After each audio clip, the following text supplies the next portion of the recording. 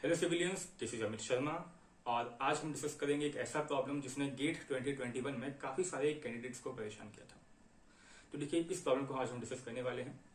ये एक एप्टीट्यूड का प्रॉब्लम है। इसमें आपको एक स्क्वायर दिया गया है जिसकी साइड लेंथ आपको दे रखी है 1 मीटर, और आपसे कहा गया है कि इसके कॉर्नर पॉइंट्स को हम लोगों ने कुछ मूव किया। ठीक है ना, कितना मूव किया है ये आपको डायग्राम में क्लियरली मेंशन किया गया है, और साफ साफ मेंशन किया गया है कि इसके जो भी एजेस हैं इस तरीके से हमने इसे मूव किया है such that the edges remain straight. और आपसे पूछा है कि इस स्क्वायर का जब ये डिफॉर्म हो जाएगा उसके बाद इसका जो सेंटर पॉइंट है इसका डिस्प्लेसमेंट क्या होगा। तो देखिए, काफी सारे कैंडिडेट्स को इसमें परेशानी आई थी और आएगी भी। अगर आप डायरेक्टली इस क्वेश्चन को टैकल करने की कोशिश करेंगे तो आपको काफी सारी परेशानियों का सामना करना पड़ेगा। आपको कहीं ना कहीं समझना होगा कि प्रॉब्लम बेसिकली कैसे आपको अप्रोच करना है। तो देखिए, इसी प्रॉब्लम का एक 1 डायमेंशनल वर्जन होता है। पहले एक बार उसे देखते हैं। मान लेते हैं कि आपके पास एक सिंपल सा लाइन सेगमेंट है जिसे आपने क्या किया, कुछ पर्टिकुलर पार्ट्स में, छोटे छोटे पार्ट्स में आपने क्या किया, डिवाइड कर दिया। ठीक है ना, with the help of some points. जब आप इस लाइन सेगमेंट को स्ट्रेच करेंगे तो उस समय आप देखेंगे कि जो भी आपने यहाँ पर पॉइंट्स मार्क किए थे वो भी कहीं ना कहीं क्या हुए, डिस्प्लेस हो गए। और उन सभी का डिस्प्लेसमेंट आप कहीं ना कहीं देख सकते हैं कि कितना होगा, राइट। मान लेते हैं कि टोटल जो आपने एक्सपेंड किया इस पर्टिकुलर लाइन सेगमेंट को, इट इज 9 mm, राइट। तो आप देखेंगे कि जो भी रिस्पेक्टिव पॉइंट्स थे वो अपने पास कुछ 3 mm और 6 mm से कहीं ना कहीं डिस्प्लेस हो जाएंगे। यहाँ हमने ये एज्यूम किया है कि ये जो पॉइंट्स हैं इस लाइन को इक्वल पोर्शंस में क्या करते हैं, डिवाइड करते हैं, यानी कि 1/3 पोर्शंस में क्या करते हैं, डिवाइड करते हैं। तो इसी के ऊपर बेसिकली बेस्ड है हमारी फर्दर एनालिसिस। जो क्वेश्चन आपको दिया हुआ है ना, ये कुछ और नहीं बल्कि इस सिंपल से प्रॉब्लम का 2 डायमेंशनल वर्जन है। देखिए कैसे, आपको एक स्क्वायर दे रखा है क्वेश्चन में। इस स्क्वायर को आप छोटे छोटे स्क्वायर्स में क्या कर सकते हैं, डिवाइड कर सकते हैं with the help of some lines, जैसा कि हम लोगों ने यहाँ पे शो किया है। अब होगा क्या, जब आप इसके कॉर्नर पॉइंट्स को क्या करेंगे, कुछ ना कुछ डिस्प्लेस करेंगे, तो ये जो लाइंस यहाँ पे हमने हॉरिजॉन्टल वर्टिकल लाइंस ड्रॉ की हैं, ये लाइंस भी कुछ ना कुछ क्या हो जाएंगी, इंक्लाइन हो जाएंगी, फॉर एग्जाम्पल लाइक दिस। ठीक है, अब ध्यान दीजिए, आपका जो पॉइंट अंडर कंसिडरेशन है it is the central point. ठीक है, अब देखिए सेंट्रल पॉइंट बेसिकली 2 लाइंस पे आता है। एक अपने पास मिड की वर्टिकल लाइन है, दूसरी हमारे पास मिड में हॉरिजॉन्टल लाइन है। आप इनमें से कोई सी भी एक लाइन को चूज कर सकते हैं, जैसे कि मैंने यहाँ पर फॉर एग्जाम्पल वर्टिकल लाइन को सिलेक्ट कर लिया। अगेन इसका जो मिड पॉइंट होगा वही हमारे पास क्या होगा, इस पूरे स्क्वायर का मिड पॉइंट होने वाला है। तो मुझे क्या करना है, पहले इस लाइन को कहीं ना कहीं एनालाइज करना है। जैसे ही मैं इस लाइन पर मूव किया, पूरा प्रॉब्लम 1 डायमेंशन में कन्वर्ट हो गया, और फिर से हम लोगों ने क्या किया, उस पॉइंट को कहीं ना कहीं हमने फोकस में लेकर। तो देखिए करना क्या है आपको, इन दोनों ही डायग्राम को पहले हम क्या करेंगे, एक दूसरे के ऊपर सुपर इम्पोज कर देंगे। तो जब हम इन दोनों को सुपर इम्पोज करेंगे तो आपको कुछ ये ऐसा देखने को मिलेगा।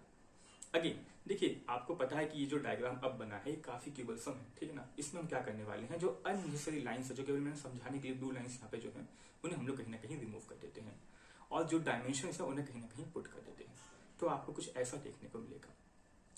अब ध्यान दीजिए, केवल यहाँ पर जो मेरे पास इंपॉर्टेंट लाइन है उसे ही मैंने कहीं ना कहीं कंसिडर किया है। अब जरा ध्यान दीजिए, ये जो पॉइंट P है इसका हॉरिजॉन्टल डिस्प्लेसमेंट कितना है, 20 mm। तो क्या मैं कह सकता हूं कि जो रेड लाइन, जो वर्टिकल रेड लाइन मैंने यहाँ पर ड्रॉ की है, उसका जो बॉटम मोस्ट पॉइंट है इसका हॉरिजॉन्टल डिस्प्लेसमेंट कितना हो जाएगा, half of the 20 mm, that is 10 mm towards the right. और सिमिलरली मैं यहाँ पर कह सकता हूं कि जो टॉप पोर्शन होगा, जो टॉप पोर्शन होगा हमारे इस रेड लाइन का, इस रेड वर्टिकल लाइन का, वो किस डायरेक्शन में शिफ्ट करेगा, it will shift towards the left. और कितना, 5 mm। क्यों, क्योंकि जो पॉइंट Q है वो बैकवर्ड मूव किया है, कितना, 10 mm, और उसका बेसिकली हाफ आपको यहाँ पे देखने को मिलेगा, समथिंग लाइक दिस। तो अब ध्यान दीजिए जरा, अब आपके पास एक लाइन है जिसके पॉइंट्स का, जिसके एक्सट्रीम पॉइंट्स का आपको हॉरिजॉन्टल डिफ्लेक्शन कहीं ना कहीं समझ में आ गया है, और इसके मिड पॉइंट की आपको चर्चा करनी है। ध्यान दीजिए, जो बॉटम मोस्ट पॉइंट है ये 10 mm मूव किया है टुवर्ड्स दी राइट, और टॉप पॉइंट जो है वो लेफ्ट में मूव किया है 5 mm से। इन दोनों का जब आप एवरेज लेंगे मिड पॉइंट तक पहुंचने के लिए, तो यहाँ पर मिड पॉइंट का हॉरिजॉन्टल डिफ्लेक्शन कितना जाएगा, 2.5 mm, and this is the answer. देखिए, इस क्वेश्चन में केवल हम लोगों ने हॉरिजॉन्टल डिफ्लेक्शन की इसलिए बात की क्योंकि क्वेश्चन में आपसे हॉरिजॉन्टल डिफ्लेक्शन ही पूछा गया था। अब यहाँ पे बहुत सारे बच्चों के छोटे छोटे डाउट होते हैं कि सर क्या और तरीका है इसको सॉल्व करने का। तो बिल्कुल there are other ways. For example, जैसे कि मैंने सबसे पहले आपसे कहा, मैंने वर्टिकल लाइन ली, आप चाहें तो हॉरिजॉन्टल लाइन सिलेक्ट कर सकते हैं। कुछ बच्चे यहाँ पर ये भी पूछते हैं कि सर मैंने यहाँ पर ऐसा कुछ किया कि सेंटर है तो ठीक है, कॉर्नर पॉइंट्स का मैंने एवरेज कर दिया सीधा, मैंने ज्यादा कुछ सोचा नहीं, सीधा एवरेज कर दिया और उससे भी मेरा आंसर मैच कर गया। तो इतना सब सोचने का मतलब क्या। तो देखिए, बिल्कुल जो आपने किया वहां से आंसर मैच कर गया, लेकिन अगर मैं आपसे कहूं कि आप उसे जस्टिफाई कीजिए तो आप अपना जस्टिफिकेशन नहीं दे पाएंगे। दूसरा जो मैंने यहाँ पर आपको मेथड बताया, ये जनरल मेथड है, ठीक है ना। इसकी हेल्प से आप किसी भी आर्बिट्ररी पॉइंट का हॉरिजॉन्टल और वर्टिकल डिफ्लेक्शन कहीं ना कहीं आइडेंटिफाई कर सकते हैं। तो यहाँ पर तो आपको दे रखा था 0.5 मीटर 0.5 मीटर, यानी कि मिड पॉइंट की बात करते हैं।